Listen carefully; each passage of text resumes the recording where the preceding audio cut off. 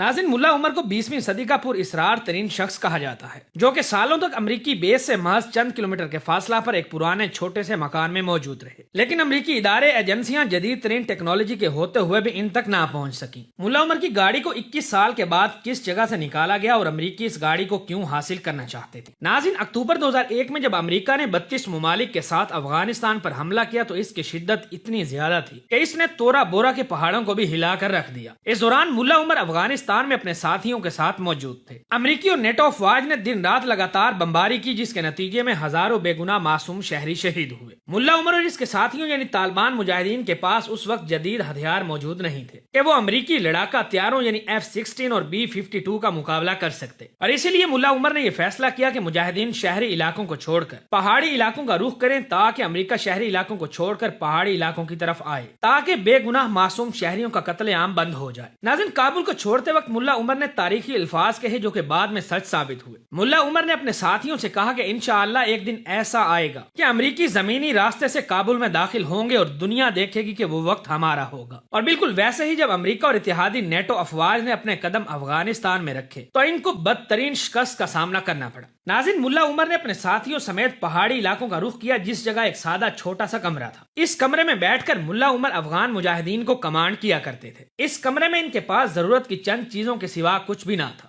ناظرین، ملا عمر کو ختم کرنے کے لیے امریکہ نے افغانستان پر 2 ماہ سے بھی زیادہ لگاتار بمباری کی، لیکن امریکہ ملا عمر کو ڈھونڈنے اور ختم کرنے میں کامیاب نہ ہو سکا۔ اس سب کے ساتھ ساتھ امریکہ کے جدید ترین سیٹلائٹس اور 32 ممالک کی انٹیلیجنس نے افغانستان کا چپا چپا چھان مارا، مگر ملا عمر کا کوئی سراغ نہ مل سکا۔ پوری دنیا حیران تھی کہ آخر یہ کیسے ممکن ہے کہ امریکہ دنیا کی جدید ترین ٹیکنالوجی کے باوجود ملا عمر تک پہنچ نہ سکا، اور آخر افغان مجاہدین کے پاس ایسی کون سی طاقت تھی جس نے امریکہ جیسی سپر پاور کو گھٹنے ٹیکنے پر مجبور کر دیا۔ ناظرین، بے شک افغان مجاہدین کے پاس جدید ترین ہتھیار تو موجود نہیں تھے، لیکن ان کے پاس جاسوسی کا وسیع نظام موجود تھا۔ یہ ملا عمر کے قریب ترین ساتھی تھے جو ملا عمر کے لیے اپنی جان تک قربان کرنے کے لیے ہر وقت تیار رہتے تھے۔ یہ کبھی بھی ایک دوسرے کے ساتھ موبائل فون یا انٹرنیٹ کے ساتھ رابطہ نہیں کرتے تھے، بلکہ ہمیشہ ایک دوسرے سے رابطہ کرنے اور معلومات شیئر کرنے کے لیے خود ایک جگہ سے دوسری جگہ جا کر خطوط کا تبادلہ کیا کرتے تھے۔ یہ ایک ایسا طریقہ تھا جس کے ذریعے دنیا کی کوئی بھی ٹیکنالوجی اس کو ٹریس نہیں کر سکتی تھی۔ یہ اپنے خطوط میں زیادہ تر کوڈ ورڈز کا استعمال کرتے تھے جس کو عام لوگوں یا دشمن طاقتوں کے لیے سمجھنا ناممکن تھا۔ ناظرین، ملا عمر نے امریکہ کے افغانستان کے حملہ کے بعد کبھی بھی موبائل فون استعمال نہیں کیا تھا، اور محض چند قریبی ساتھیوں کے علاوہ کسی کو بھی یہ معلوم نہیں تھا کہ ملا عمر کہاں اور کس جگہ پر رہتے تھے۔ اس کے علاوہ ملا عمر کے پاس قرآن پاک اور ایک ڈائری ہوا کرتی تھی جس میں یہ اپنی زندگی کے تمام احوال لکھا کرتے تھے۔ افغان طالبان کے ترجمان ذبیح اللہ مجاہد کے مطابق ملا عمر 2013 تک اسی خفیہ ٹھکانے میں موجود رہے۔ آپ لوگوں کو یہ بات سن کر حیرانگی ہوگی کہ یہ خفیہ ٹھکانہ امریکی بیس کے محض چند کلومیٹر کے فاصلہ پر موجود تھا، اور امریکہ کو اس کی خبر تک نہ تھی۔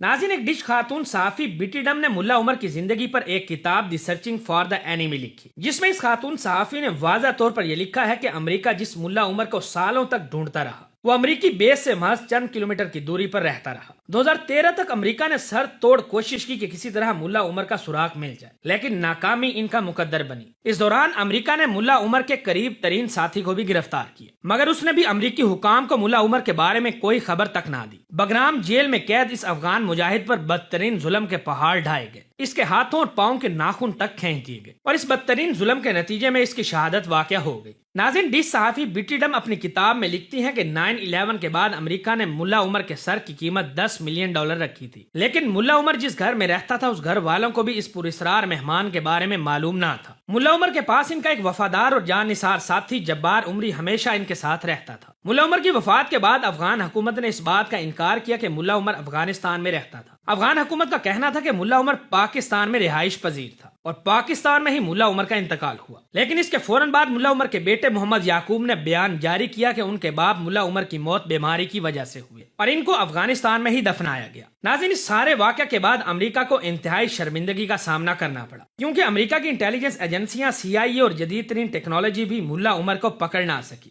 بے شک یہ اللہ پاک کی مدد ہی تھی جس کے آگے دنیا کی تمام تر طاقتوں کو ناکامی نصیب ہوئی۔ ناظرین، اب آخر میں ملا عمر کی گاڑی کے بارے میں آپ لوگوں کو بتاتا چلوں کہ افغان طالبان کے ترجمان نے ملا عمر کی گاڑی کے حوالے سے ایک بیان جاری کیا۔ ان کے مطابق اس گاڑی کو 2001 میں زمین میں گڑھا کھود کر دفنا دیا گیا تھا تاکہ یہ محفوظ رہے۔ یہ گاڑی ٹویوٹا کرولا گاڑی تھی جس کو افغان طالبان نے اپنے امیر ملا عمر کی نشانی سمجھ کر محفوظ کر لیا تھا۔ امریکی خفیہ ادارے کئی بار اس جگہ گئے جہاں ملا عمر کا گھر تھا تاکہ ثبوت کے طور پر کوئی بھی چیز مل جائے۔ امریکی اداروں کو اس بات کا یقین تھا کہ ملا عمر کی گاڑی ملنے کی صورت میں فنگر پرنٹس حاصل کر کے ملا عمر کو وہ بآسانی پکڑ سکتے ہیں، لیکن ملا عمر کے وفادار ساتھیوں نے ملا عمر کے کہنے کے مطابق ان کے ذاتی سامان اور گاڑی کو زابل کے ایک ویرانے میں دفنا دیا تاکہ امریکہ کو ملا عمر کے بارے میں کوئی بھی ثبوت نہ مل سکے۔ میڈیا رپورٹس کے مطابق ملا عمر کی گاڑی کو 21 سال کے بعد نکالا گیا۔ حیرت کی بات تو یہ ہے کہ یہ 21 سال کے بعد بھی اپنی اصل حالت میں موجود تھی۔ ویڈیو اچھی لگے تو اسے اپنے دوستوں کے ساتھ فیس بک، واٹس ایپ اور دیگر سوشل میڈیا پلیٹ فارم پر بھی شیئر کریں۔